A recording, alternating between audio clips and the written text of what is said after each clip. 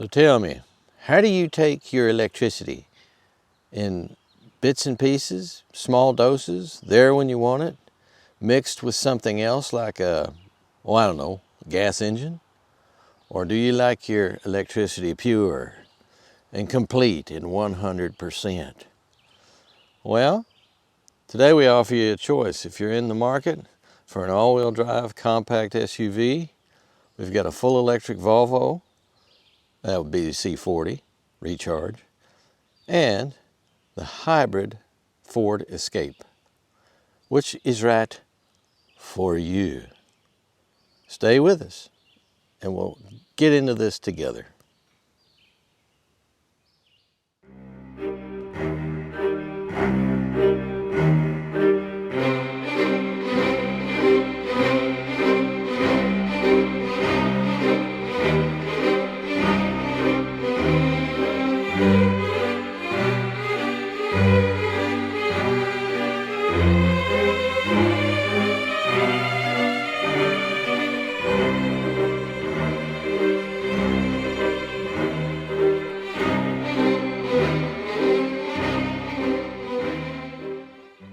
You know, the automotive world is a strange one when it comes to things like ownership, because today we are comparing a Ford against a Volvo.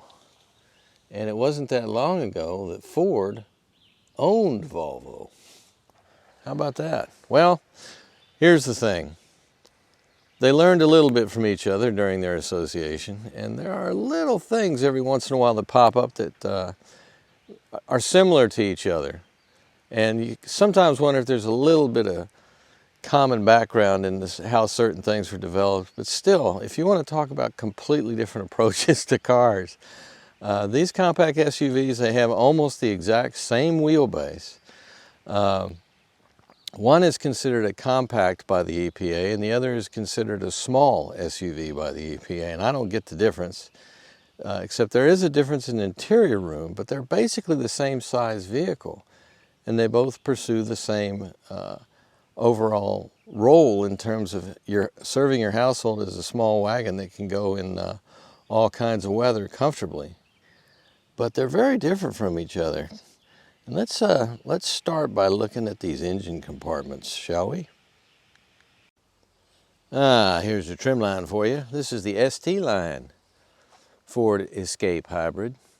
And here is our engine compartment. Now, for those of you familiar with hybrids, especially Toyota hybrids, there's a lot of similarity with the engine layout situation. And that's no accident, because back in the day when Toyota first started selling hybrids in the United States, there was an agreement reached with Ford where Ford got to use some of their technology, their hybrid technology, and in return, Toyota got to use some of Ford's catalyst technology. So there's similarities in how they're laid out. And just like the RAV4 hybrid, this is a 2.5 liter inline 4-cylinder engine, which you can see very clearly. 1, 2, 3, 4. And this is, they even announced this in the specifications. This is your composite air intake. There is no turbocharger. And as near as I can tell, I don't see any belts, just like the RAV4 hybrid. And then the engine side is here and puts out 163 horsepower on this 2.5 liter. I believe it's an Atkinson cycle engine. And it's kind of interesting. You should read up on that if you're interested, because that's a much more efficient way, emission-wise, of building an engine, but it's not as good power-wise. It's interesting stuff. Over here is our electric ensemble right in here, and here's our wee little airbox. Very small little airbox, but I like it. It's attractive. But the fact that there's no turbocharging is great, because it does simplify things quite a bit, because as you can tell, the hybrid side of thing makes things a bit complicated. But our total system output with the electric motor and the gasoline engine is 192 horsepower.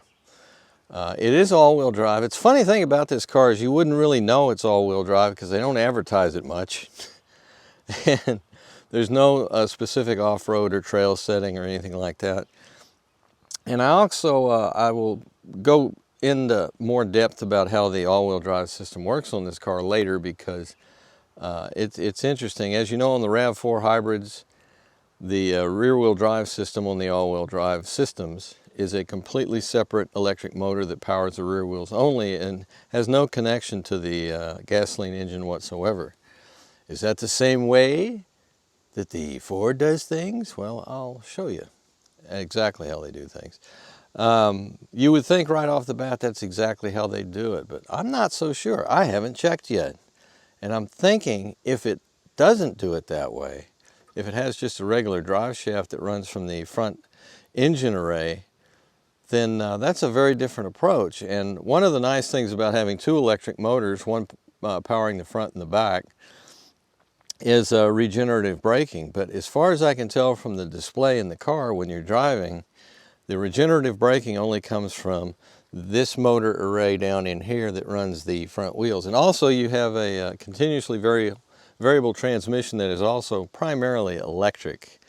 It's called continuously variable because it is, but it's not the same thing as a conventional belt-driven mechanical continuously variable transmission. They're very different. So that's our main engine thing right here on our Ford. Now if we go over here to our Volvo, oh look, they've hid the motor underneath this thing right here. I'll open this up and up. Ooh. Well, there's no motor because this is fully electric. So there's two drivetrains, the front drivetrain and the back drivetrain. And together, like I said, it's very similar to what I was just talking about with the RAV4 Hybrid's back drivetrain. Each front and wheel drive system is separate from each other. But this one uses both of them pretty much all the time. And the total power output of this electric motor is incredible, really. It's 402 horsepower. And the torque, where's the torque? Hang on. And the torque is an insane 486 pounds of feet. And being electric motors, that's pretty much available from the very beginning of your cycling, your rotation. So pretty much from 0 RPM up, it's your maximum torque is available. It's the amazing thing about electric motors and why they are such a joy to drive, is they make their power smoothly and completely and linearly. And as with all electric powered vehicles, fully electric powered vehicles, there really is no transmission per se. The motors just spin faster the faster you go. So that's an amazing thing. There's a lot of cooling system stuff involved. And the only thing you have access right up front is your windshield washer fluid reservoir right there. And then you have, as I showed you, that little compartment which you can put all kinds of things. Oh wow, what's this? This car does have the air woofer technology. I have no idea what that is. I'll look that up, I hope. But anyway, neat engine compartment because there's no engine there. Now, let's compare something else while we're here. And we go around, like I said, with the wheelbases, the Escape Hybrid wheelbase is 106.7 and this one is 106.4. So like I mentioned, they are basically identical in the wheelbase department, and they're, you know, compacts. But I think you'll notice that the Volvo has a much tighter rear end on it. In terms of the cargo area, but there's still a lot. And naturally you can fold the seats in 60-40 increments there to increase your cargo capacity. And what's underneath here? Oh, another storage area, and there is your, what I call for home use, your electric cable that you plug in. And where do you plug that thing in? Well, it looks near as damn it where a gas filler would be, right there. But instead, look at that. Electrical plug-in, including a DC, the DC part of it, which is very, very useful for faster chargers. In fact, you have to have that part if you want to get some of these high-speed chargers, which is one of the big limitations, in my opinion, to all electrics, is the fact that you have to spend so much time charging them once you stop. But if you had a high-speed charger, that is dramatically reduced. So, okay, keep this in your mind right here, your Volvo C40, and let's go over here and see, here is our Ford Escape Hybrid. And as you can see, it seems a little deeper to me. I mean, hell, maybe I'm wrong, but I believe the actual storage is 34.4 cubic feet with the seats up as you see it, and then it expands to 60.8 with the seats folded. And I don't think I have the values on the Volvo, but here's the difference. This is equipped, the hybrid Ford Escape is equipped to tow a 1,500 pound trailer, whereas this Volvo over here can tow a 2,000 pound trailer. So there's the difference right there. Now how far can it tow under battery power? I don't know. But as you can see, very similar in terms of cargo capacity. There you go. So, and naturally they both have the power gates, because that's how we roll here in 2023. And does this guy have a spare tire? That one, the Volvo did not. Yay! We have a temporary spare tire and a lot of wiring and stuff. So, there we go. So it's interesting, I would have thought possibly that the hybrid had more towing capacity than the a fully electric, but no, it's 500 pound difference. So anyway, now we will, one other thing, it's just little details that are interesting. This has a prop rod that holds up the hood, whereas the Volvo has these nice hydraulic struts, if you like to strut. But why are you going to open the hood other than put other than to put washer fluid in it? Or you may keep some items in this cubby. How big? I was trying to think how much stuff. It's actually not bad. It actually has a fair amount of room in it. Huh. Well, there you go. And over here, in order to take care of business here, boy, this is so complex. I love the fact that there's no real engine cover. That's something else. Both Volkswagen and Ford have been wrestling with engine covers and deciding in a lot of cases to just do away with them completely and just not have one, which is sort of interesting. See if I can do this without killing anybody. Now, this is the thing, shutting this hood is a two-handed affair. There we go. And there we go. Hang on, there we go. Okay. Voila. So, interesting, huh? Makes the dogs bark with abandon. But we're going to have fun driving these two because everything about them, and wait till you see the interiors, they're really, really different from each other. Very different approaches. But like I said, in my mind, they're both all-wheel drive compact SUVs, so they're kind of direct competitors. And also, these are some of the most popular vehicles. The compact SUV is about as popular as you can get these days because it's so versatile and it suits a lot of families beautifully. But here's like some diametrically opposed ways of doing it. And in both cases, though, as far as your carbon footprint and your gasoline consumption, this is a good way to go because the Volvo, of course, uses no fuel, and the Escape Hybrid is miserly. It gets very good gas mileage. So let's move on and let's drive these things. But first, let's examine the interiors. Well, now, here's one of the differences right off the bat between our C40 fully electric Volvo and our Ford Escape Hybrid. And then I'm about to get in the car. Now, normally what you would do is you would get out your keys or your key fob or anything else. Well, naturally, in the way that most get along these days, you just open the door. But what happens then? Well, you usually have to, at the very least, press the start button. Or if you have a key, you remember those? You got to actuate your key. But this is what you do. In order to get this started, you press the brake pedal and shift to reverse or drive. Put it in reverse. And now the car started.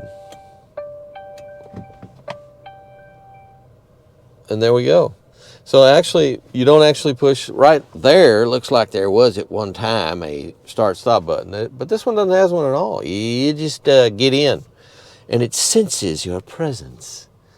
And this is one of the many ultra-modern strange things about the Volvo. I say strange because strange isn't the right expression to use. It's just different. It's the Volvo. It's the way, according to Volvo. And it's real strange. I got a little bit of vibration here in the steering. Now, how's that possible? It's an electric vehicle. Well, who knows what's going on up front? Probably some kind of fans. Because everything is, when you have an enormous 78 kilowatt battery pack on the bottom of the car, everything is designed towards the maintenance of that battery pack, including the proper temperature. So that's what it's constantly regulating. Whether if it's really cold outside, there's a heating element involved to try to keep the battery warmer temperature than the surrounding ambiance, simply because it'll last longer that way and you won't lose as much power out of it. And the same thing in the really hot weather. There's a lot of cooling devices involved to keep everything cool. So keeping that the temperature where is optimal for the battery is very critical with all electric vehicles, and hybrids as well. They have a pretty good sized battery in them also. So, okay, so here is our instrument cluster, and as you can see, this is the standard setting. I have actually reset this, and it's gone back to. I wonder if this is a default thing. Or more and more things on cars nowadays are designed, and you've probably noticed this, designed to customize themselves to a particular owner who has a particular key fob. And if you have more than one owner or more than one person that uses a car and there's multiple key fobs, the key fob gears to whatever settings that person has put on the car. So this may be the default setting for the owners of the car, which in this case is either the fleet company or Volvo itself. So let me show you. I'll go into driving, charging, sound, connectivity, controls. We'll go into controls and locking displays. There's our trip information. And where is it? Where is it? Interior, I'm probably thinking about the wrong car. I don't believe this does have any other settings you can put as far as the the trip information is very critical, so you know how far you've gone after you're fully charged and that kind of thing. And normally what goes along with this, we've gone 4.2 miles so far, not very far at all, and we have 87% of the battery left. We did not quite start with 100%. We started with about 90%. Because I had to top off. This is a kind of vehicle that if you try to charge it with any full electric is this way, by the way. If you try to use regular household current, it will literally take days, I tell you, in order for it to come up to full charge. That's why it's always good if you're out and about and there's a supercharger of some sort available through one of the charging services, and there are several, Electrify America and all the rest of them, that you plug her in and charge it up all the way if you want to have 100% charge. The other option, of course, is to have a charger installed in your house, and that'll get you a phase 2 charger, which is 220 volt, which will do much, much better than your 110 volt. But still not near as fast as what is available with some of these charging stations, all the way up to 350 amps, I believe, provided that your vehicle is able to tolerate that kind of juice being shoved into your battery at such a high rate. So anyway, it depends on what's available. And like if you have a situation where you drive your electric vehicle to work and you have a place to plug in at work, if it's a 220, you're probably fine if you spend an 8-hour workday and your car is just sitting out there anyway. So anyway, the most critical thing about owning an electric vehicle is what your particular driving situation is like. The range on this, I'm very surprised that it's not telling me what the range is. So let's look together and see if we can figure out. I'm looking over here, and the displays don't really tell you that. So here we'll go over to this item here, and we'll press this. And this is our trip computer, and tells me that the manual, which I've reset, is 1.1 miles. The trip auto, which is automatic after the last charging, whatever it was, is 4.2 miles. The average speed and the odometer reading, but what it does not tell me, and what I'm very curious about, there's nothing happens if I try to change that. I can do that, and it'll just go back to the map. That's what that does. And this other button here, the circular button in the middle, that's all that shows. So I don't see anything in here that tells you what the range is. Now that may fire up once we start driving, which we will do shortly, and we'll see what it has to say. But like even our little friend, the Escape Hybrid, has range available, and the range on that thing's ridiculous. With a full tank of gas and the electric assist, you have a total range of like close to 500 miles or over. It's pretty amazing. Now, I keep telling people this, and I believe this very strongly. I'm sure that this particular C40 has a range of at least 200 miles. Maybe that's all it is. It may just be 200 miles. But even more important than the range under a full charge is how long it takes to recharge it. And I just went over that. So the important aspect of that is, what is your situation? Where can you go? Is there charging plentiful where you need to go? And you need to weigh all this in to your personal situation to decide whether or not a full electric is right for you. When it comes to driving dynamics, full electrics are real hard to beat. This one in particular has many of the regular features, although one thing that's missing that I have found, and I look at this. This is our distance. This is our, incidentally, this section here is our cruise control area, and this is, of course, our following distance for the adaptive function. But we go over here, and there's nothing here as far as regenerative braking. There's no controls. You can look here. There's no paddles. There's no anything. And so the regenerative braking setup on this vehicle is basically what it is. We'll look into the particular driving assist driving diagram. The only driving mode this has is the regular mode and then an off-road mode. The pilot assist is a steering assist that you use during adaptive cruise, and I've turned that off at the moment. Lane keeping aid is turned off, but be advised that this thing, if you start to leave the road, it still will try to turn you back. If you start to head over and you're going off into a situation that the car determines is like you're leaving your lane into like the bush a little bit as you're driving along and weaving, as people are always doing when they're texting, it will try to steer the car back. And there's no way, as near as I can tell, to turn that off. You also have the option of one pedal drive. One pedal drive is what I like to call the golf cart mode, which is you press down to go forward, you let off the gas, and the brakes come on. Not for me. It's good, I think, in very, very slow situations, if you're in stop-and-go traffic and that kind of thing, but I really, really don't like that. But you also have the selection here, which allows you the option of increasing the firmness of the steering wheel, which I have turned on because I think it feels a little better using that. Now this, by the way, at the bottom is your main, I would call it your main menu more than anything else, but it really isn't, because this is always present, and this is one of your most important buttons right here, which is your settings button if you want to change things. You do also have a camera button here, which allows you to have a look at your camera situation, which is great.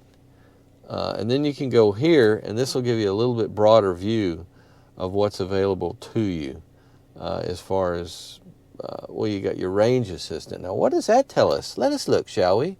Aha! So there's our range. It's not automatically in the instrument cluster, but here it is. And it's telling me right now the maximum range on this vehicle is what? 240 miles. And right now we're looking at a range of 190 miles. And it's, I guess, energy use, speed, driving style, and climate control. All these things combine to give you an estimated range. What's the range optimizer? Yep. Your vehicle will maximize range by limiting climate control functions. Well, it's too hot. Well, I'm leaving my climate control right where it is because I need my climate to be controlled right now. It's hot outside, folks. It says, what does it say? What's it say? Where's our temperature? 80 degrees. It's 80 degrees, and it's actually the time of day where it should be, this time of year should be about 70. So it's hotter than normal. It's really humid. So I'm going to leave the climate right where it is because it is right now filling the cabin with nice cooling air. And speaking of which, if you are curious about your functioning, here is your climate control situation with you have your front and rear defroster situation, recirculation, that's common as we all know. And what in the world is this? Clean zone. I think it actually cleans the air. Who knows what the heck it's doing? But there we have our. Naturally, you have two zones: the left and right front passenger, and you can adjust your temperature, and the car will do its best, its level best, to try to go exactly where you tell it in terms of keeping the temperature at a certain level. So here, what's this here? Let's press that. We have a heated steering wheel, and we have a heated seat. Do we have a ventilated seat? Oops. No, what have I done? No, I'm on fire. Do we have any kind of ventilation? No, we do not. So another thing that's interesting about this particular Volvo is when you're on an eco setting, they all have strategies they use in order to try to keep the cabin as comfortable as possible with using as little electricity as possible to run things. So they have all kinds of strategies. I mean, a lot of Tesla has the famous heat pump, which is more complicated than a space shuttle to try to keep things. And all in the purpose and all in the service of. And by the way, the Prius Prime and I believe the RAV4 Prime hybrids, plug-in hybrids, also have heat pumps, I believe. But it's all in the service of trying to maximize your range on your battery by finding more efficient ways to do things that we always do. So what else can I show you? Well, let's see. We go down here again. And, oh, there we go. And it's right at the top of the range because I turned the rangefinder on. Isn't that wonderful? I like that. Now, what if I want to go to our navigation? You put maps up, and then the map will come up. And now, if I go here, the maps will be on the top. Isn't that something? So what you select in terms of this is directly related to what your. And if I put it back on Range Assistant, watch what happens. Then the range is up there. So there is, that's an interesting thing because most of the electrics I have, and I'm thinking I've had a lot, probably of all the manufacturers, I've had more Genesis fully electric models than anybody else. And Genesis always just has the information right here in the instrument cluster as far as the range. But this is a different way of doing it, and Volvo does everything differently. If you take a look, after we just looked at our Escape Hybrid, look at the interior on this car, and it's completely different. It has both a mixture of hard plastic and like this soft carpeting. It basically is carpeting inside there. Some will find this cheesy, some will find this pleasing, but it is the Volvo way. They do stuff differently. You've got this interesting little bit of artwork here that looks almost like a topographic map. I don't know why it looks that way, but it does. And if we drop down here, we have our QI charger. And what's that? Well, that flips right up there, and you have a place to park your phone. Isn't that clever? I like that. Then you have, of course, your USB-C, two USB-Cs. I don't see a standard USB-A in there. And then if we move back, our gear selector is very normal, reverse, neutral, and drive. And then you have a parking setting, and that's it. Like I said, I have yet to discover, and I'll look and see if I can find, and then I'll do an addendum if there is a way to adjust the regenerative braking. But I don't believe there is. You're going to feel that braking. What's this? Oh, that's another interesting little... that's the mystery thing. That's where you keep your mystery items. You may have your magic beads in there. And then we have a nice little console storage area, which is pretty much average for a compact SUV. About the same size. Like the Escape Hybrid, there's excellent headroom, but this also has a solid glass panorama roof. Isn't that beautiful? It enlightens the entire car. And what do we do for shade? Well, I don't see any shade, which means I believe if you get hit in the sunlight, it will in fact dim on its own. I wonder, isn't that something? Well, I don't see, right off the bat, I don't see any way of doing anything with it. So I will look into that. God, all these things. This is a typical Volvo experience because you always have to figure stuff out because they do everything differently. Not worse or not necessarily a better system, but just a different system. And like the Escape Hybrid, it does have a premium sound system. The Hybrid having the Escape rather having the Bang & Olufsen, and this has the Harman Kardon.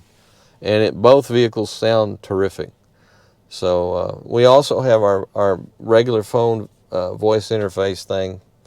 If you want to interface with Apple CarPlay, connect your iPhone. Now, I don't know if it does Android Auto. I'm assuming it does, but it may already know that my phone happens to be an Apple iPhone because it's been in this car and it's been exposed to that. Outside air quality is not available. They're afraid to tell you because the air quality around here, thanks to fires and humidity and everything else, has not been the best. So they're trying to spare you. What happens if I do this? There's no notifications. That's good.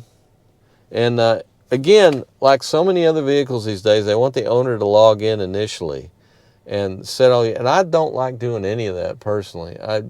If I own the car, I have cars. I have so many cars. I have a car that is old school enough that it never knows who's driving it, which is fine with me. And then we have a newer one that you could theoretically log in, but we don't. Because that's just something I'm not interested in doing. Now, what else do we have in terms of connectivity? Let's see.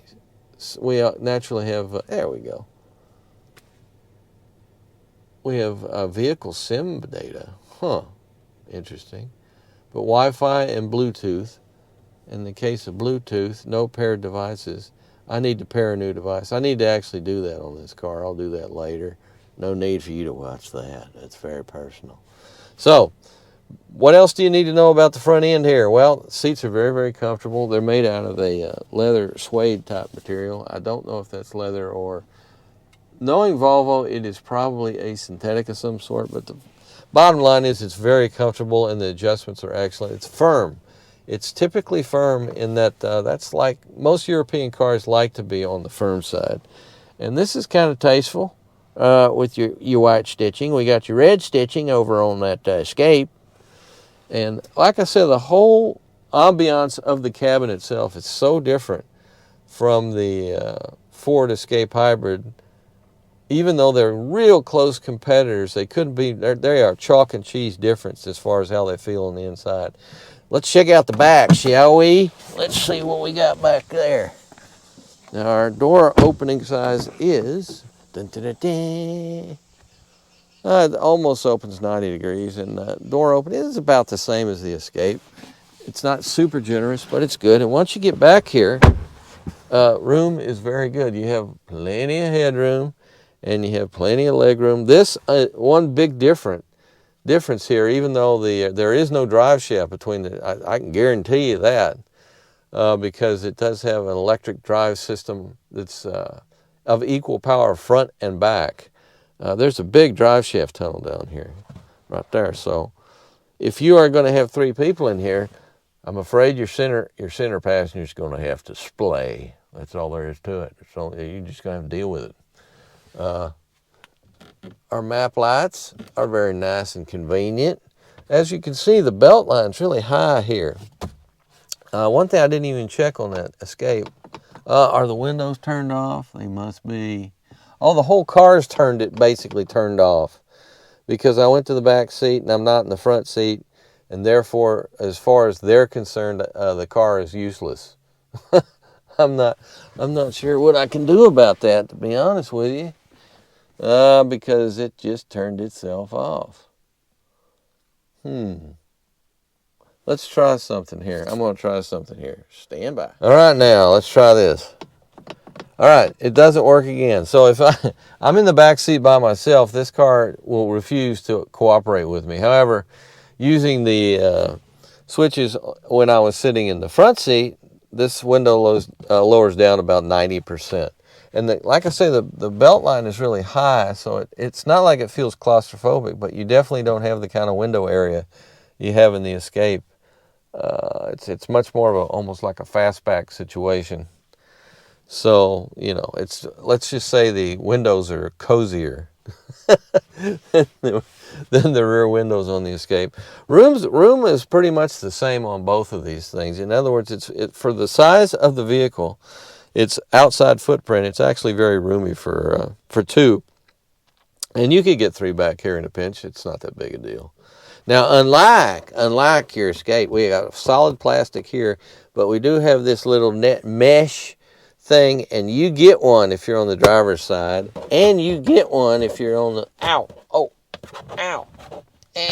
can't open it, there we go, on the passenger side. So both of you get to put your portable electronic device, or your magazine, or your newspaper, or your brochure. You can put that in these things either side. I like that.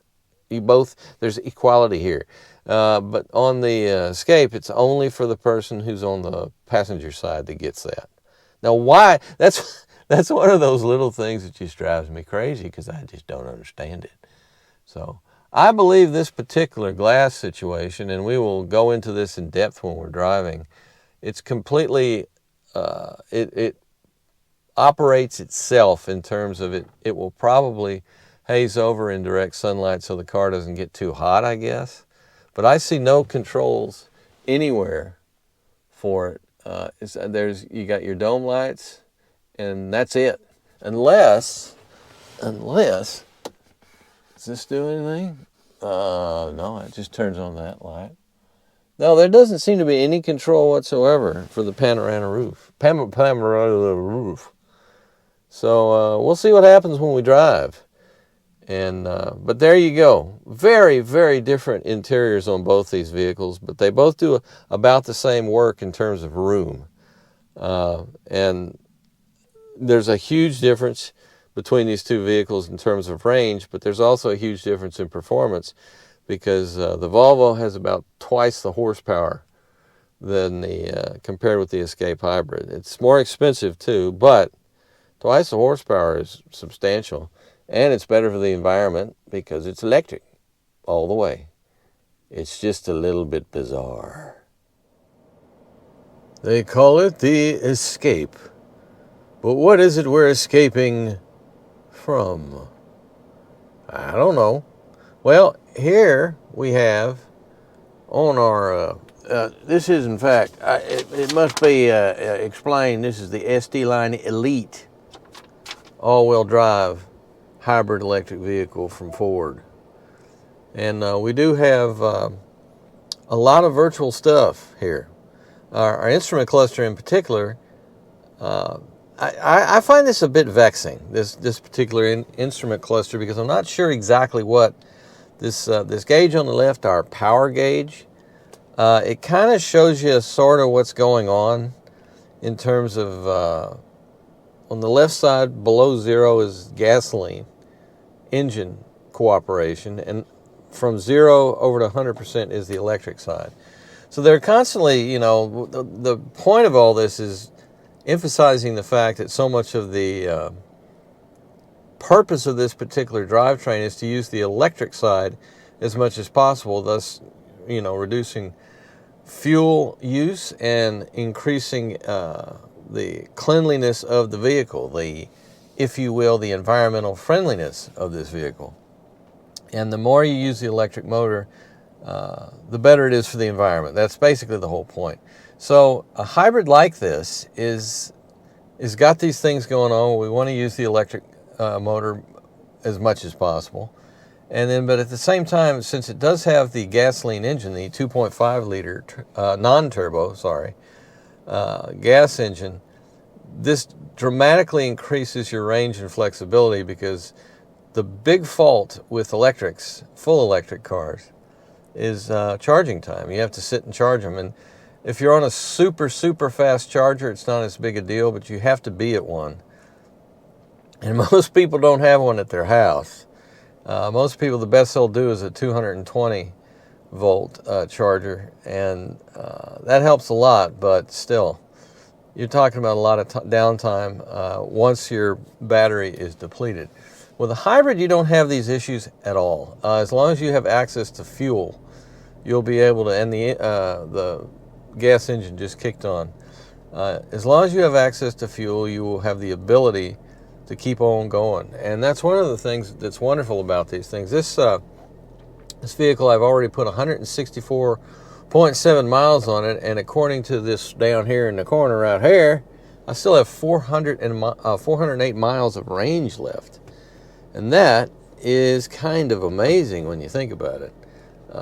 That's another one of the real strong points of these hybrids, is they do have outstanding range. So what else can I tell you about this instrument cluster? Well, it's, like I said, it's virtual. The right side is where your speedometer is. And this 0 to 160, I guess that's miles per hour. I'm going on pure intuitive, just looking at it and trying to tell what it was. And I don't have a full owner's manual on this vehicle. So as far as I know, that's basically what that's about. You do have some selections here in your menu department. We have settings, the phone setting, the navigation setting, the audio setting. And on the setting side, we have the displays, right? And you can either go miles per hour or kilometers per hour, turn-by-turn navigation indication, gauge style, modern. Ooh, let's go classic. Ooh, I didn't even know that was there. I should just leave it there now. I like the classic, and the classic is a lot more interesting because you actually have the power side is a little different, but it's still basically saying the same thing, I believe. 0 to 100% in terms of power availability from the electric side. And on the right side, you do have just a regular speedometer.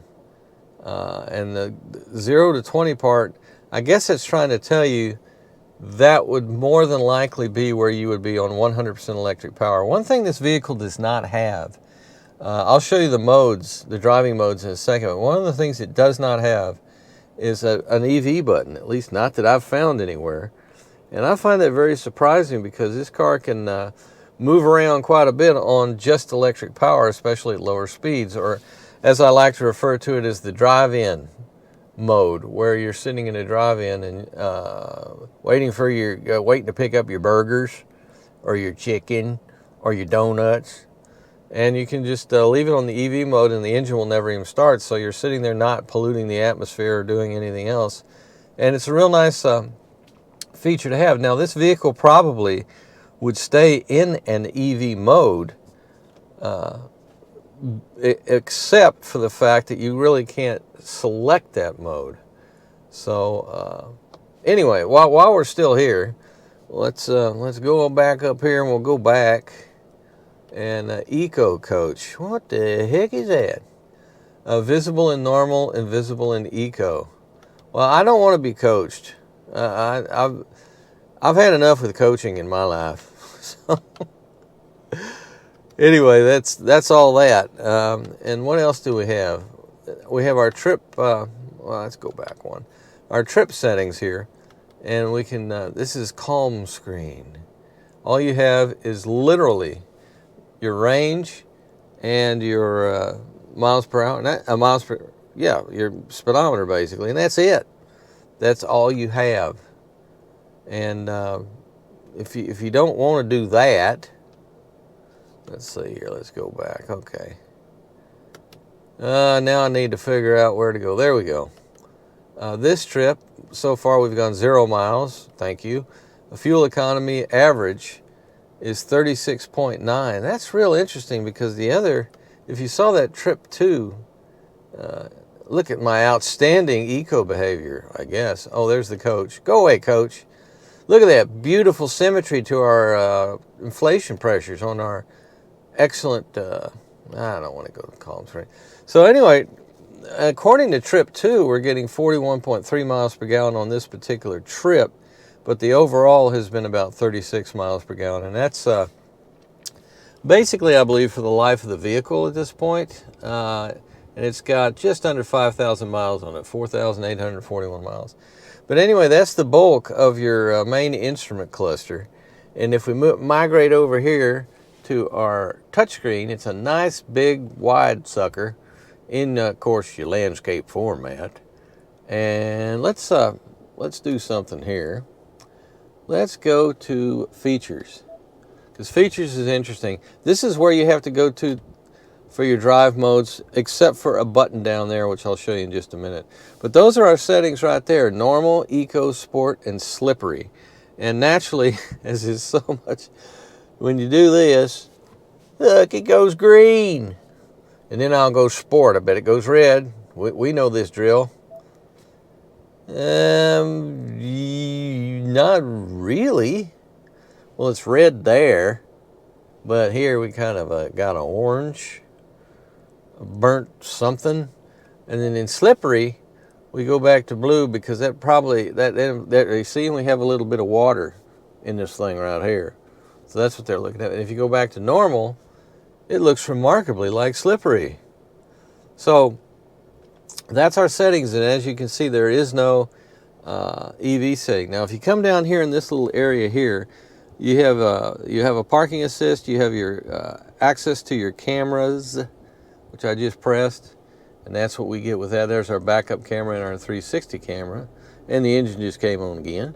And then we have max AC, and then we have drive modes. Why these are all together in this little thing right here, as opposed to usually what you find right there is complete climate control stuff. But instead of putting it down here, which is becoming like a standardized thing, up here is where most of your climate information is, including your heated seats, heated steering wheel, your automatic settings as far as if you want to let the car try to use the thermostats in the sensor array inside the interior to set the temperature you set and keep it there. And it does a pretty good job of that. But anyway, our mode switch down here just takes us there.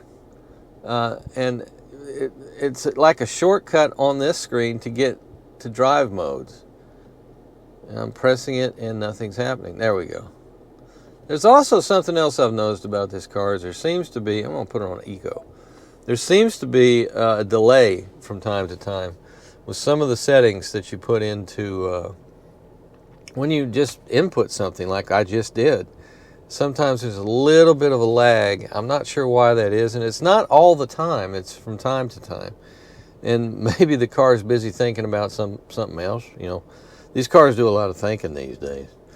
But anyway, as we migrate further south, excuse me, we have both our USB-C and our USB-A points right there. Then we have your, this is where we're doing our hands-free charging. That's what I had somebody call that the other day, hands-free charging. I said, well, most charging is actually hands-free. You can plug it in and you don't. But anyway, that's your QI charger. And it seems to work very, very well with a phone that has a case, as mine is sitting there doing. Then we come down here, and much as we're seeing on more and more Ford products, our gear selector is in fact a dial. And so you literally go to reverse, neutral, and drive. And then we have an L. Now, L has probably got something to do with,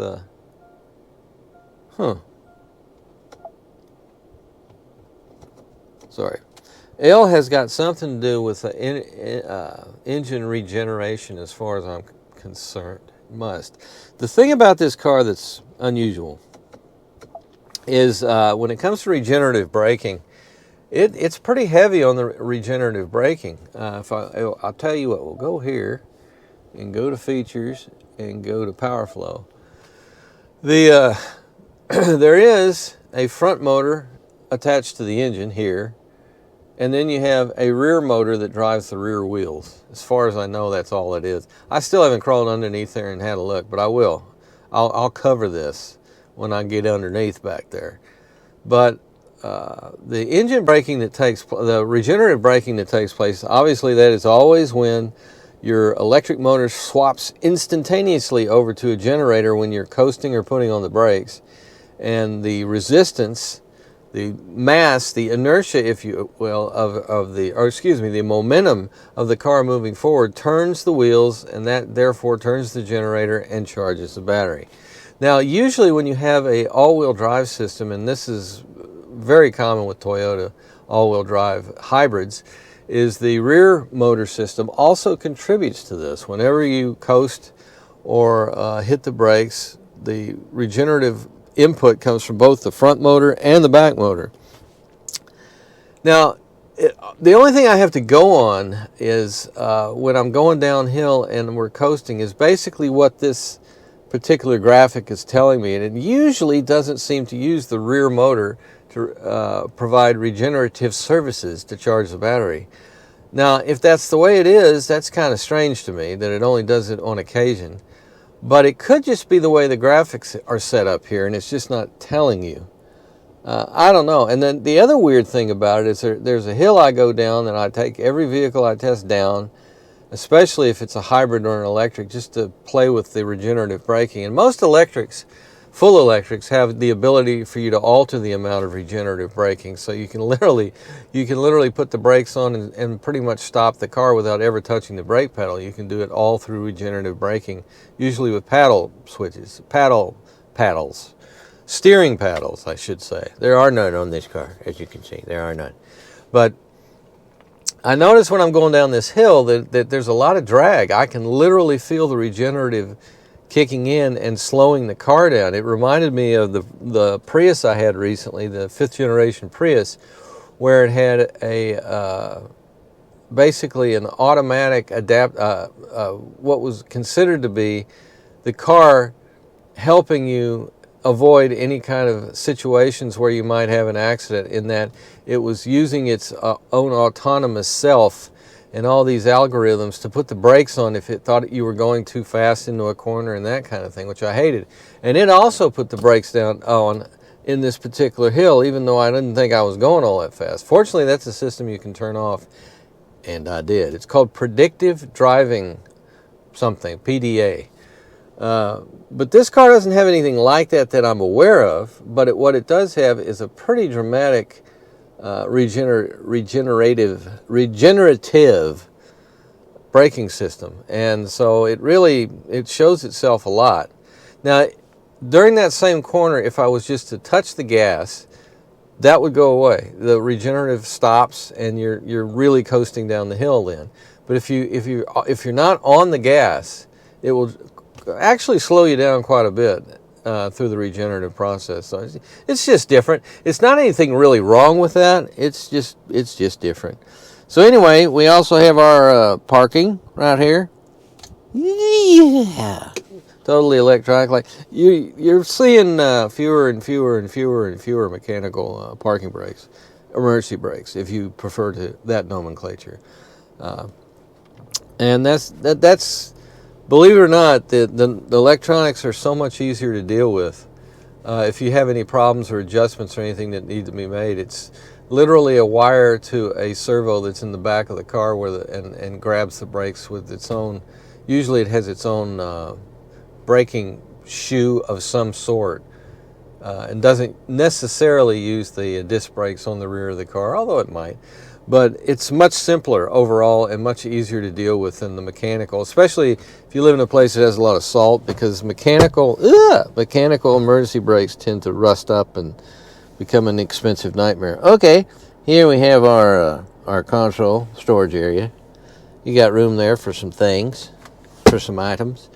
The workmanship inside this car is very, very nice. I especially like what they've done with the trim as far as it's kind of classy. It's a nice looking, very nice looking vehicle.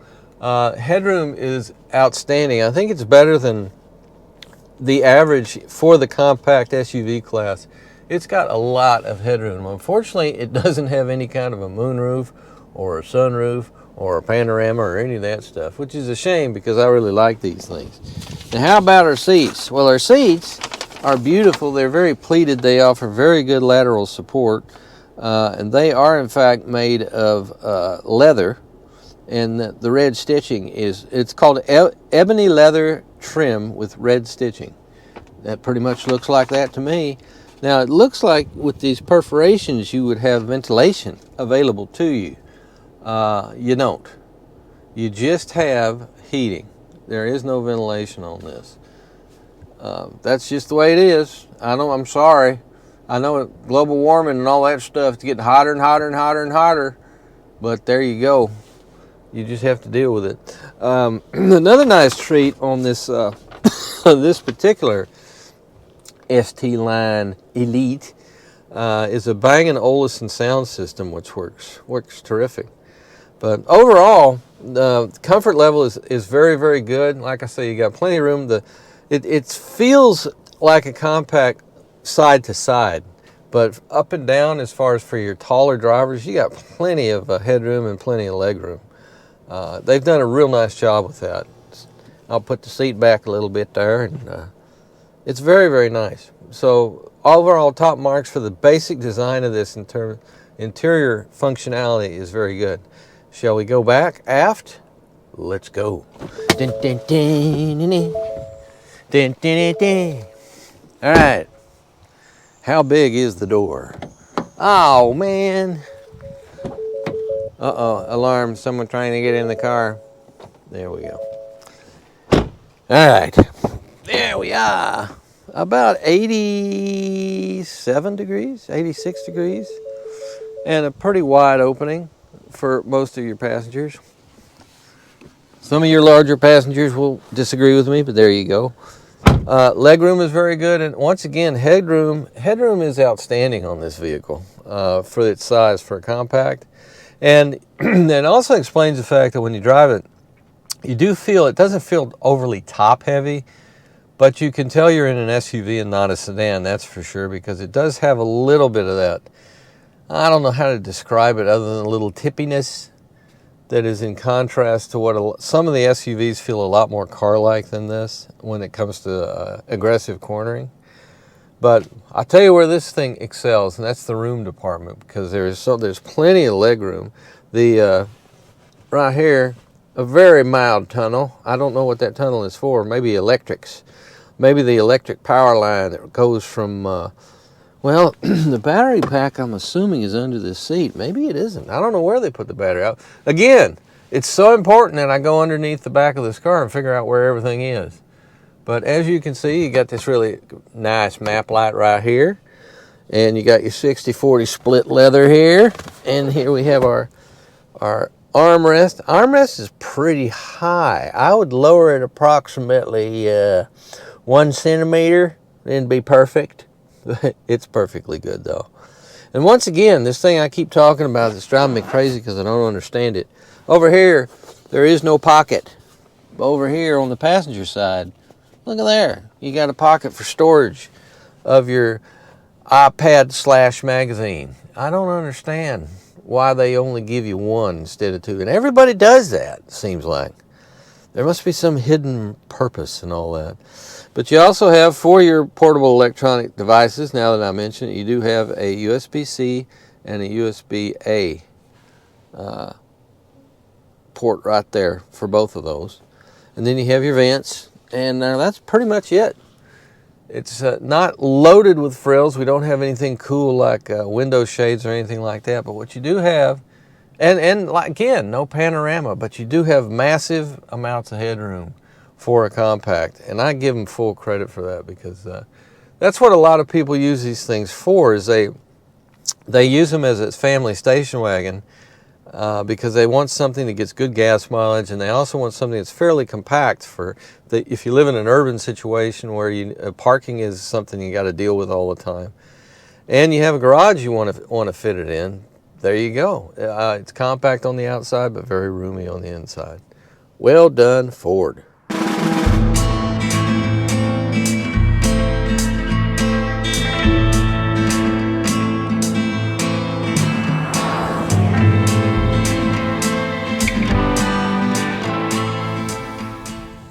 As we drive our way. Now we don't have the off-road mode on, but we're sort of on a rugged trail here. Whoops. Suspension compliance on this is Marvy poo, actually. I mean, I must tell you. Wait a minute. Now let's just hang on here. That's what I want. I want my range assistant. There we are. This will tell me how much range I have left. I have some updates. I've done some update material for you. There were questions that needed to be answered. Queries needed to be made. But anyway, I've got some information anyway. Volvo being Volvo, and they are Volvo, and they are Swedish. And I know this because the name of this paint color is Fjord Blue. So what we have in the interior, I mentioned carpet. This carpet that's in this interior is recycled carpet. That's pretty cool. And I have to do something about the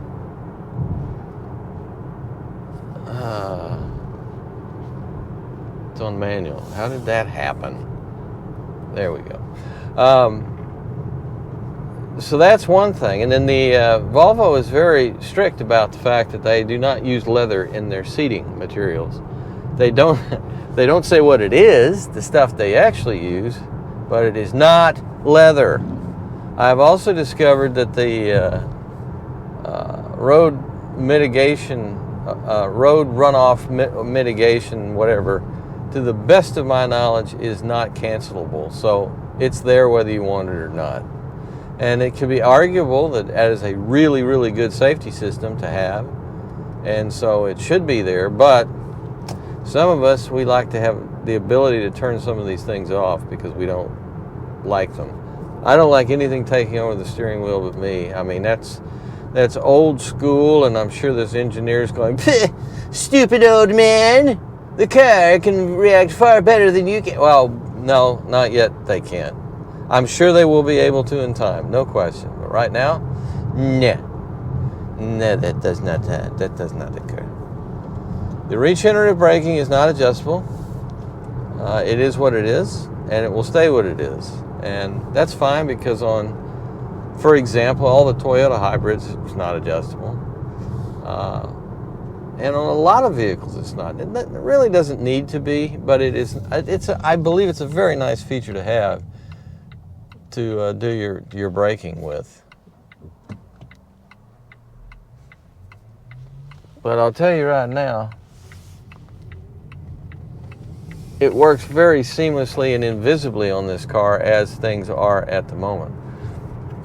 Let's have some cruising fun now. Volvo has the pilot system, if you so desire. Are we set? Yes, we're set at 40. Let's go to 60. No, 65? No, 60. There we go. We're now set at 60. Now, if I wanted to do this, and then do this, and then turn the pilot steering assist on, it is now on, and it is showing me that it's on. So we are, in fact, being steered by the vehicle. And hold the steering. I'm on the steering. Hold it. It's weird. They want you to hold the steering wheel, but they don't want you to do the steering on this. Now, I see contradiction. I see conflict. Now, we're going to come up on a situation now. It's going to split from one lane into two lanes. What will the car do? What will our pilot say is the way to go? It's leaning to the right, leaning to the right, leaning to the left. Can't make up its mind, goes back on the left. See, this happens with all these systems pretty much. They just can't deal with the unexpected, if you will. And makes you wonder sometimes, what is this actually for? Is it for one of those roads in Australia that's so straight? A friend of mine told me, you know, I'll tell you, Bootsy, what you can do is you can just tie it off with a rope and leave it there, and off you go, straight. And when you read a book, and you never leave the road, provided your alignment is good. So that's enough of that. It seems to work fine, average. What I like most about this is just the electric vehicle experience, because it's always interesting. Something else about this that compared with the Escape hybrid, which I think this car has a much wider stance, and I also believe, I'm going to turn that steering assist off, period. I also believe that there's what I was talking about before with the Escape, or if I'm about to talk about it, when I don't know what order I'm going to put these when I edit everything together, but there is a little body lean and a little bit of it's not really top heaviness, but it feels tall. I mean, that's a good way of describing it. The Escape feels tall. This car feels like a sedan.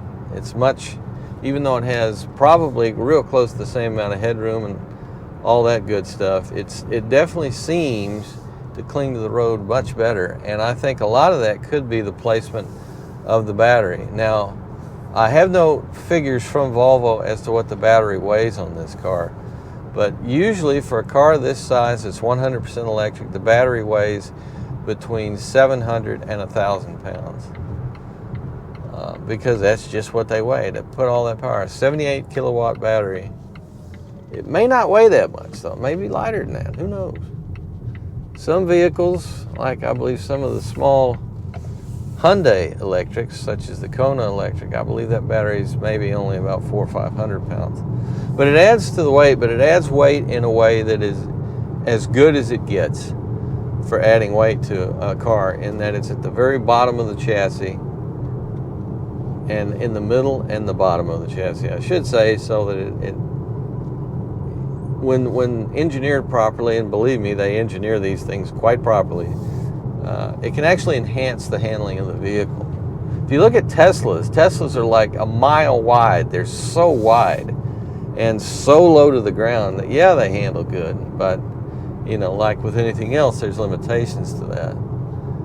And this does not have anything like, although a lot of Volvos do, this one does not have an air suspension. This has a conventional suspension that is just very, very well tuned, which is my favorite kind, because it eliminates a lot of complexity and at the same time is terrific in terms of compliance over bumps without ever really getting harsh. Something else I needed to, I looked up, this panoramic roof is interesting in that it doesn't do anything. It's just there. It's your glass roof, and it's a very special glass roof in that it is laminated with all kinds of wonderful materials that turn away the UV rays when they come down and try to pelt you. And it's all designed such that it should keep the interior very comfortable. Cold, hot, whatever. It's in good shape. So that's what that does, and it's always open. There's no shade or anything like that, but you really don't need it. They've carefully engineered it such that it's not like you're going to get the sun beaming down on you if you're in the back seat, but you will always get a sense of airiness from the expanded view you get, that you can only get from the wonders of a panoramic view. This car handles real nice, and naturally with the electric power, it's a 400 horsepower worth. It's just a dream to drive along. It just scoots admirably. So where are we at now? I had my thing up here. What happened to my thing? Oh yeah, I went to that driving dynamics. Like the silly boy. There we go. We're now down to 180 miles of range, or 84% of the battery. And I'm going to have to take a trip, not tomorrow, but the day after. Wait, no, I lie. No, it is the day after. Isn't it? Yeah. where I'll have to have some range. I'll need at least 60 miles of range. And as I still have a degree of charging anxiety, even though I shouldn't, I've been driving electric cars for a while now. We have such a rural location that you can't just, oh, I'll get a charge here or I'll get a charge there. No, I have to go a ways to get a high-speed charge. And this Volvo can take, I believe, up to 250 amps. Or is it kilowatts or whatever? 350 is pretty much the top of the range for super powerful charging. And some chargers have it. Most have 150. Or the rate is 150. And but I know a place that does 350. And so, but even if I plug it into a 350, this car can't accept all those electrons at once. It can take up to 250, which should shorten charging time considerably. Especially if you're in a situation where you can do what I'm going to do, which is stop, plug the car in, walk about 100 yards, and have a nice lunch, and then come back, and the car should be fully charged. And that's what we're shooting for, and that's what I've done with some other electrics, and that is a very nice system. Although, one of these days I'm going to do a video about just the process of getting your charge at a public charger, because there's things that can be very irritating about it. And something else that you need to consider is how many people are charging there at the time, because the effective charge that you get is reduced considerably when you have more people. Let's see now. I'm looking for something that's stuck up in a tree. That belongs to me. No, I don't see it. I'm never going to see it. Am I ever going to see it again? Anyway, so this is one of my favorite little curvy turvies. This is one of my favorite little motorcycle scoot areas. And we'll see how this car does. The brakes feel, I was speaking earlier about regenerative braking, and this car feels so normal in terms of the brake feel of the pedal and everything. It's completely normal. So, and that's great, because that's not always the case. And let's see how we can do here. Whee! A lot of debris. We just had a lot of rain. Usually it cleans the road off, but this time there's debris. Yeah, it just clings like a limpet, this car. It handles real well.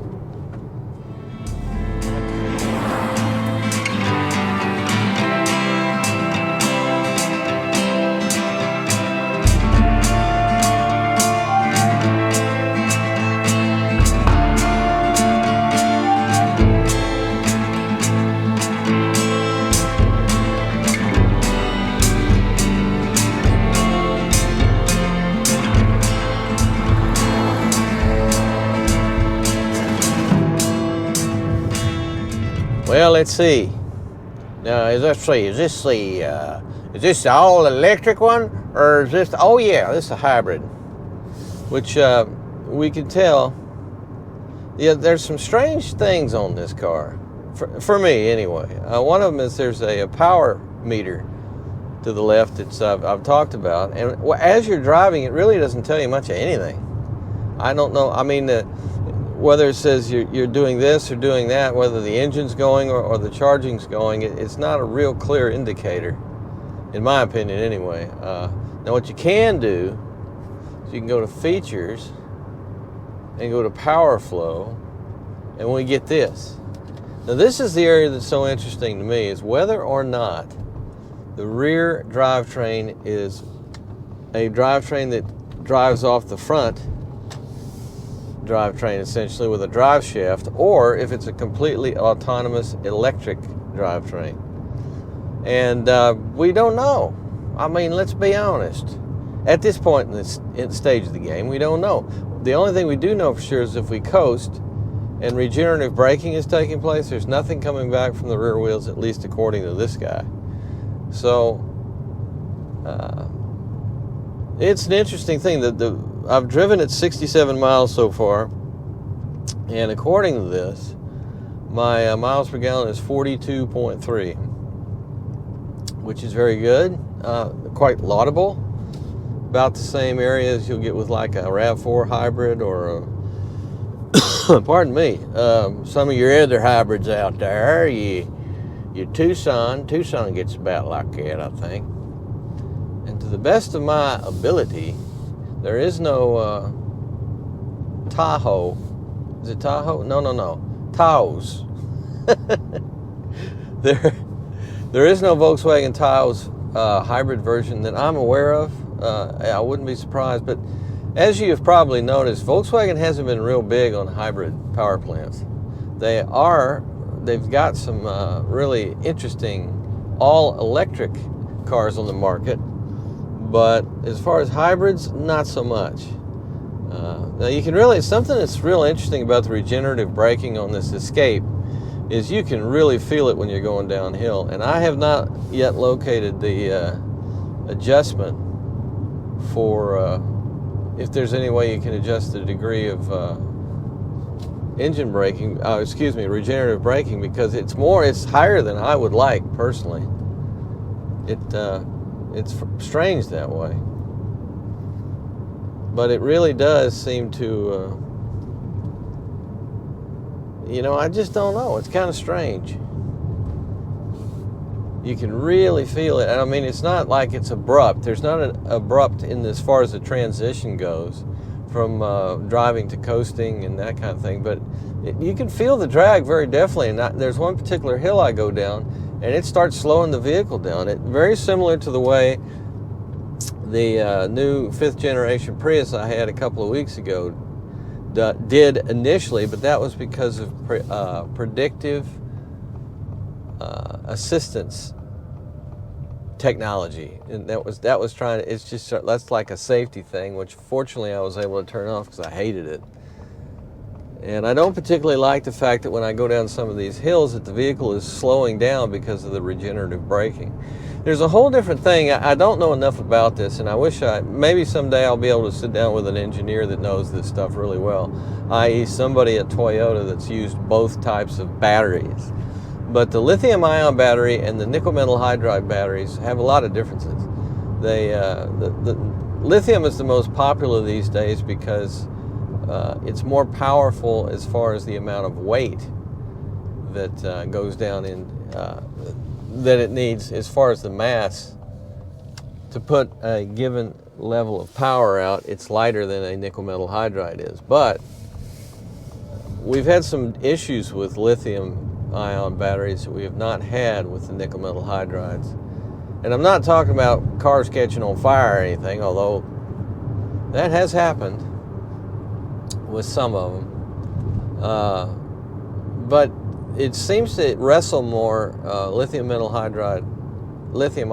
See, now I'm getting confused. Seems to wrestle more with a cold temperature, extremely cold and extremely warm temperatures, whereas the nickel metal hydride seems to be a lot more. It seems to hold its power a little better in those circumstances. Another thing that's really interesting, and Toyota discovered this a long time ago, was the amount of longevity that the nickel metal hydrides had, and I believe they are a bit more recyclable than lithium metal hydride. And then there's all these other factors involved with, that I don't know. I've never seen a real good breakdown of exactly which is more environmentally impactful in terms of building these two different kinds of batteries.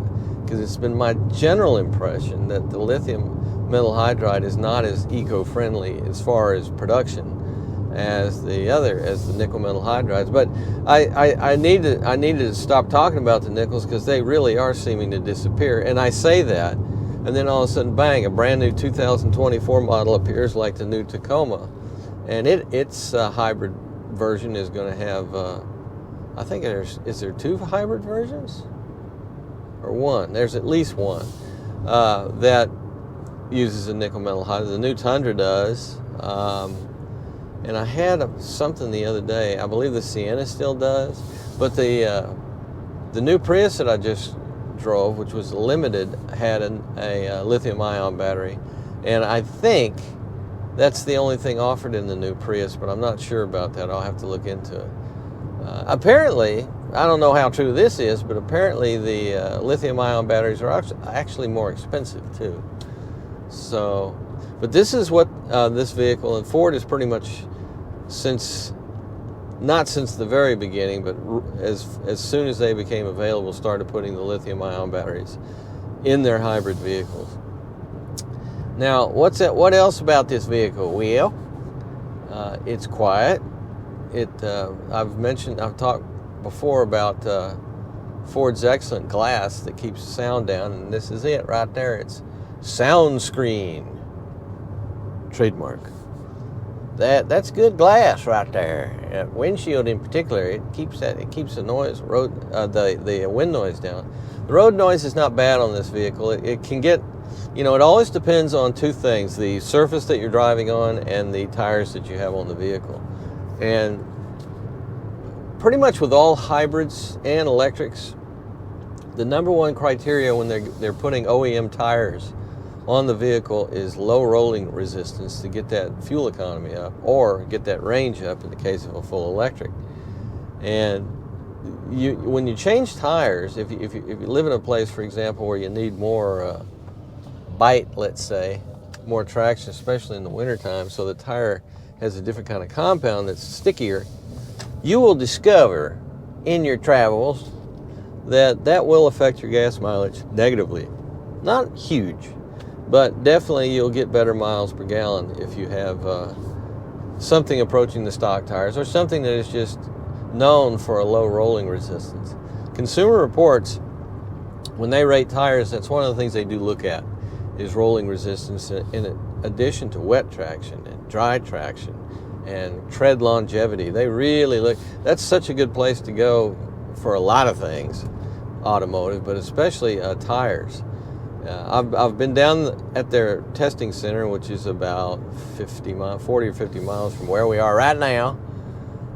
They have an amazing facility that they've used for years just for testing tires.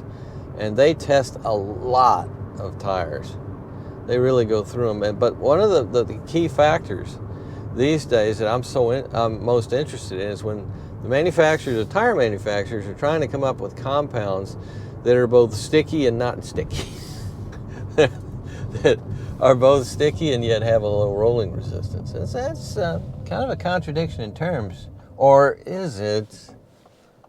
They're always coming up with new stuff. The brake coach gave me a 99% rating. What the hell does that mean? I have no idea at all. But how can you not do well if the regenerative braking is set so high? Now, our driving modes, we are at the moment set on the normal setting. There's an eco setting, and there's a sport setting, and I believe there is a custom setting. We've already covered this, haven't we? Yeah, of course we have. Oh, yeah, of course. Yes. The vehicle, that's this. Oh, that's not that. See, this is what we've got with all our freaking features, maybe? Drive modes. Why is that in features? There we go. Slippery is our other mode. Now that one, I would think, may have something to do with the rear drivetrain and increase the rear drivetrain's ability to pitch in and keep the car on the straight and level when you're in slippery conditions. What all do they have there? Well, they have snow and rain, and then the little skid marks on there, that little logo right there.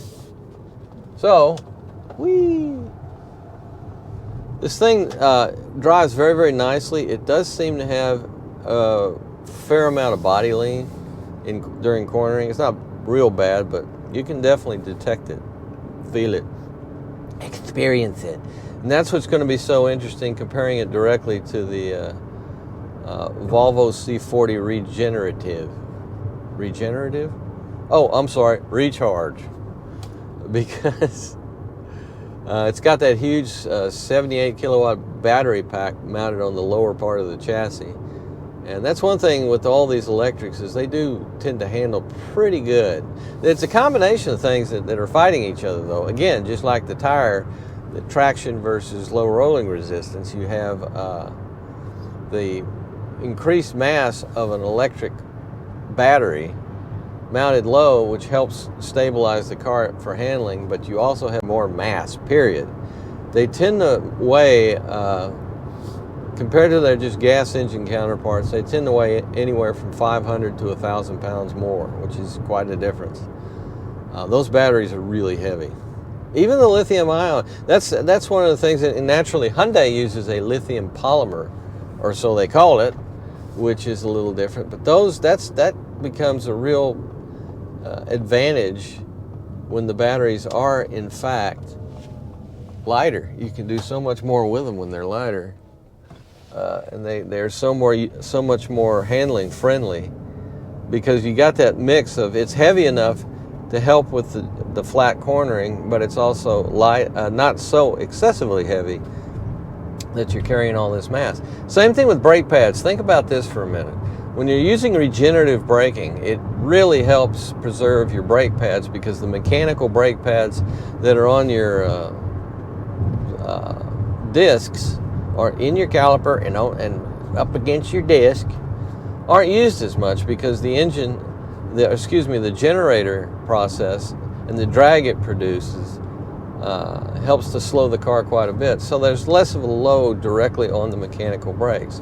However, there's that's a plus. But a negative is with the full electrics is all that extra mass. So the brakes do have to pull on that when you really need to stop and you need the help of the mechanical brakes. There's a lot more load on them, which wears the brake pads more. So what do we got there? Is it a wash? Well, all I can say is in general, hybrids that don't have all that additional mass because of the huge battery pack are the best of both worlds as far as your brake pad life, because the regenerative process works all the time. And like I say, if this vehicle has a electric motor in the back that switches to a generator like the RAV4 all-wheel drive hybrid does, then that's great, because that's another source of balanced regenerative braking. But according to the graphic, shall we go back to the graphic? Let's go back to the graphic. According to the graphic, there is nothing happening as far as that rear drivetrain and regenerative braking. So now, what about the suspension? Well, it seems to ride okay. Nothing outstanding about that. This is the ST line, and you guys have sport suspension on her? I think it does. I'll have to look at it when I stop. But it's entirely possible that the suspension's a little stiffer because of the sports suspension. But the ride quality is fine, is average.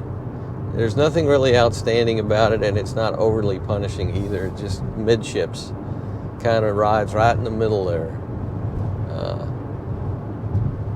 and that's perfectly good. I mean, when you have a class that already, the standard of the class is pretty high already. I think the Hyundai, the Tucson, if I remember right from when I tested it, had a real nice ride, had a little bit better ride than the RAV4. RAV4 has so many different versions now that have a little bit different suspension tuning. You have the XSE, which has its own type of suspension tuning, different shocks and springs, I think, or at least different shocks. Then you have the TRD version, which is more of an off-road thing, so it's a little stiffer.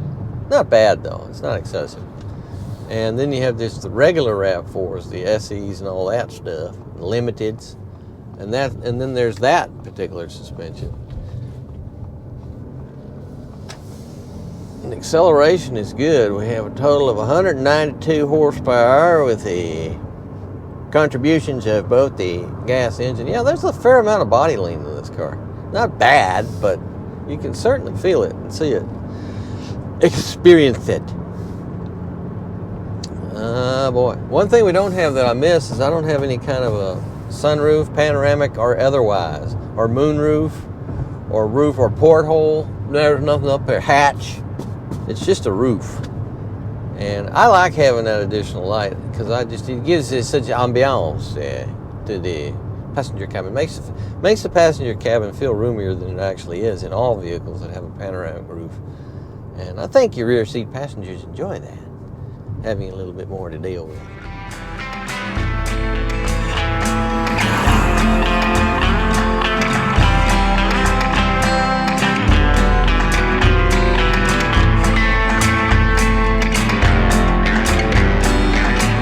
Looky here.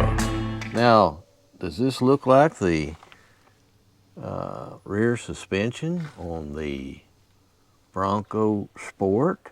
Well, one's supposed to be derived from the other. In this case, the Sport comes from the Escape. So, I'll let you make that determination yourself. You can take a look at these and compare and contrast these videos, if you will. But here we have our rear suspension on our Escape Hybrid. And it's fascinating. You got your coil spring, you got your lower metallic control arm, then you have a bunch of control arms up there. We come over here and here's our differential, and our drive shafts coming into our differential. What is that? That, friends and neighbors, is a drive shaft going all the way up to the front, meaning that I said there was an electric motor involved back here. I sure don't see one. I don't see what looks like an electric motor at all. What I see, what I spy with my little eye, is a pretty conventional rear differential here. So, I don't know what that flow thing is telling me, but I don't believe the rear. I think there is electric actuation of the mechanical drivetrain that is driven by probably the engine itself, as opposed to just being a completely autonomous electrical unit like is on the C40 and RAV4 hybrid and a lot of other hybrids. So that's real interesting. What it does is it actually makes for a better off-road system in terms of it's purely mechanical, and you don't have to worry about burning up the motor if you're going miles and miles of really nasty terrain that is requiring a lot of the rear drivetrain. But at the same time, you don't have any kind of settings on this vehicle that point to using it off-road.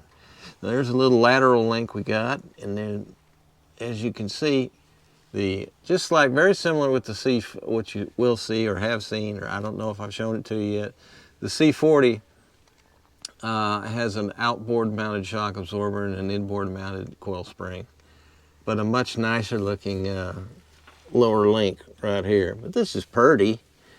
But the superstructure that bolts into the unibody, that is the subframe for the rear suspension, is made out of metal, and just a regular steel, I should say, and the C40 is made out of a beautiful aluminum. But you'd expect that for the money.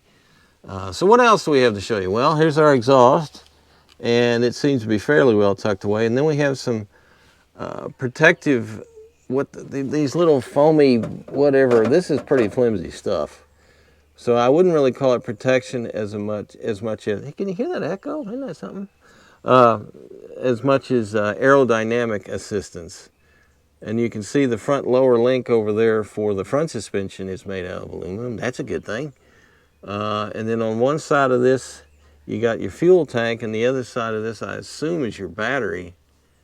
But it's hard to tell which is which. It's almost like, actually, it almost looks like the fuel tank goes over the rear drive shaft and is mounted in a different, almost like a transverse manner. I'm not sure if that's what's going on or not. But this Escape Hybrid is full of mystery. But all I can say is it drives really well and gets great mileage, which is what it's trying to do in the first place. And you do have a fairly sturdy suspension. And again, we'll go back and we'll compare it to the Bronco Sport and see what it's got. I may even put a picture up there for you. Yeah, I should do that if I was being considerate. Otherwise, pretty straightforward, pretty normal for a compact sport utility vehicle. especially one from Ford, because this is how they do it. And as you can see, the ground clearance is pretty good, especially this ground clearance over this rear differential right now, because we got one wheel right over here in compression sitting on this rock, and we got another one, an extension. And is it off the ground? Yes. This rear wheel right here is completely off the ground. Look at there. Look at there. I can make it look. Look at that. It's completely off the ground. So we're not talking about a whole lot of travel to this rear suspension. But, you know, what are you going to do? That's where you have a problem if you're off-road and one tire. Matter of fact, getting over this rock was a bit of a chore, but it eventually was able to do it. And I guess what happens is that it's front-wheel drive, and then the rear wheel kicks in if absolutely necessary. And it took quite a few rotations of the spinning wheel before it did finally engage, but it did, and it got me up on the rock. So that is our Ford Escape Hybrid rear suspension for your edification, enjoyment, and entertainment. Well, here's something I found to be a bit unexpected. Our rear suspension here on our C40 Recharge. I was thinking in the C series before, oh great, there goes the rear hatch. I hated these rear sensors when I'm crawling underneath there. They all do that. This beautifully clean, look at how clean this coil is. Isn't that beautiful? I was expecting to see the transverse leaf spring that I've seen on many other Volvos. Like the, I believe, if I remember right, the cross-country wagon had it, and maybe a different C series. So anyway, I thought that was a very novel and interesting suspension because it had a composite leaf spring that ran across here like that, and then the suspension bits were attached to it, and it provided, each side of the leaf spring provided independent suspension action. But on this we see a more traditional type of upper and low arm situation. Now there's a symphony I tell you, of aluminum underneath this car. The subframe that attaches to the body, this big structure here, this beautiful thing, that's all aluminum. And then you have the lower part of this this lower arm here that houses your coil spring is made out of steel. And then you have a front link, which is made out of steel. And then you have your drive shaft coming down from up in here, which is your rear electric motor array. As I said before, the rear drive system is completely independent from the front drive system. And on the outboard side of the coil spring right there is your shock absorber. So even though this isn't as neat to me as the transverse leaf spring, this is an excellent suspension. This car rides terrific. And there's so much, it seems to be a very, very clean, there's not, so many cars these days that have multi-link rear suspensions, there's just links running everywhere. And it's real complex, and you got all these little bits and pieces. This seems to be a lot more straightforward to me. And of course, the lure of all the aluminum is one thing. And then I want you to take away also, look at how well protected everything is on this car. Your rear drive motor system's got this. It's a composite, but it looks fairly stout. But look at how flat and beautiful this is. Do you think this is an electric car? Mm-hmm.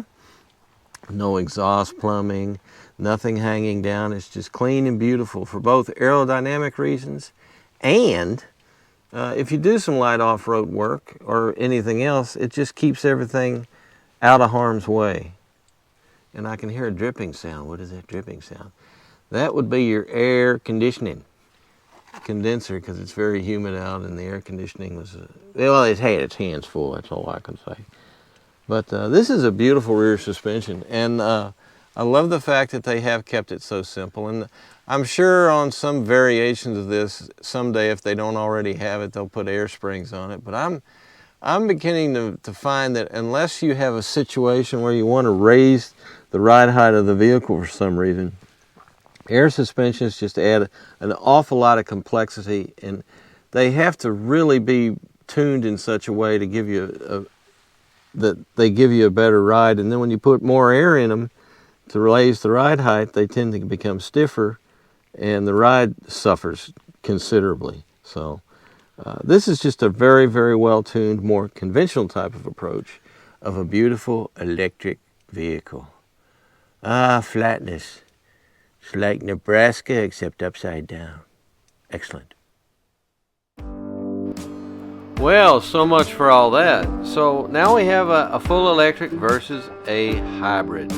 Our C40 Recharge twin all-wheel drive ultimate Volvo has a base price of $60,100 and with options came to $62,240, which is a lot of money, but then again, it's a lot of electric vehicle. And on the other side, we have our Escape by Ford, the all-wheel drive unit. This is the ST Line Elite version, and it has a base price of $39,460, which after options comes to $43,065. Now then, something you should realize is that this Monroney is so long it takes 2 pages. I thought I'd share with you the EPA estimates for this particular vehicle. It's 42 city and 36 highway with a 39 overall, which is pretty much in the ballpark for all compact hybrids. And so what have you learned? I hope you've learned something. I hope this will help you out. Electrics and hybrids are 2 really interesting animals. I think for most people the hybrid is actually a little bit more practical, but if your lifestyle suits it, it's real hard to beat a good electric like this Volvo. It's a real nice car, and I think it might make you very happy. So while you guys are driving down the road, I want you to remember, pay attention, be careful, look after yourselves, and we'll see you next time. Take care, everybody.